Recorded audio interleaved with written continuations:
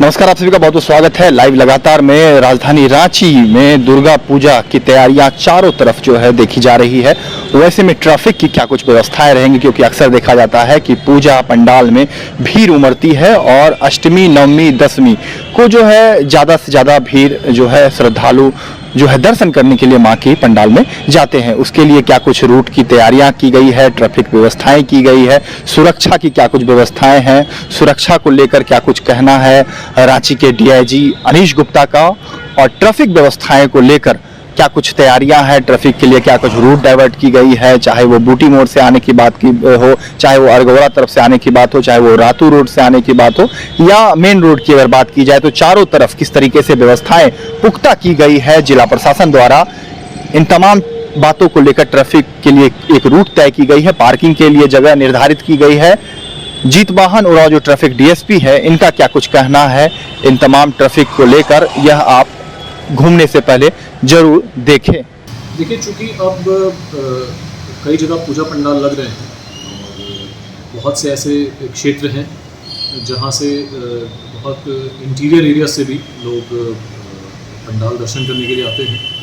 उनकी सुरक्षा के लिए विशेष इंतज़ाम किए जा रहे हैं। आने वाले जो मार्ग हैं उन पे बाइक से पेट्रोलिंग, पीसीआर और जो थाना की पेट्रोलिंग है वो रात भर निगरानी रखेंगे।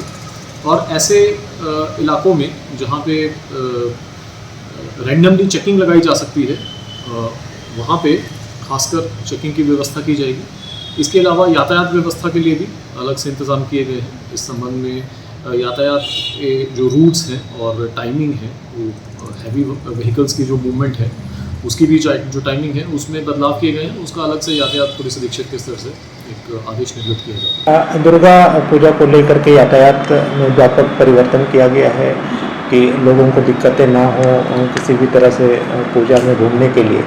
लेकिन भारी वाहन को लेकर के जो भी बाहर से दूसरे ज़िलों से जो भी गाड़ियां रांची में आती हैं उसको लेकर के विशेष व्यवस्था है कि आप सप्तमी से ही सुबह 8 बजे से लेकर के अगले दिन सुबह 4 बजे तक नो एंट्री होगी, मतलब रात भर की नो एंट्री होगी। सिर्फ सुबह 4 बजे से 8 बजे का एक टाइम होगा जिस पर आप इमरजेंसी सर्विसेज जो भी हैं या फिर भारी मालवाहक उस समय सिर्फ 4 घंटे आ सकती हैं। उसके अलावा आपको 5 तारीख तक 2 से लेकर के 5 तारीख तक भारी वाहनों की बिल्कुल नो एंट्री रहेगी रांची शहर में। इसके अलावा शहरी क्षेत्र में जो 4 व्हीलर से निकलेंगे, 2 व्हीलर से निकलेंगे, जो भी श्रद्धालु हैं उनके लिए विशेष व्यवस्था है। जहाँ भी पूजा पंडालें हैं वहाँ पे दिक्कतें ना हो, लोग चूँकि काफ़ी पैदल रहते हैं, वहाँ पर कोई समस्या ना हो, इसको लेकर के सभी जगह ड्रॉप गेट बनाए गए हैं कि कहाँ तक गाड़ी आने देना है। जैसे आप मेन रोड की बात करेंगे तो मेन रोड में कचहरी चौक तक आपकी गाड़ी आएगी, कचहरी चौक के बाद आपको पैदल ही जाना होगा। इसी तरह से अगर आप सुजाता की तरफ से आ रहे हैं तो आप रतन पीपी तक ही आ पाएंगे। उसके बगल में जो चर्च कम्प्लेक्स है और उसके बगल सैनिक मार्केट है, वहाँ पर आप गाड़ी पार्क करके मेन रोड में घूमेंगे।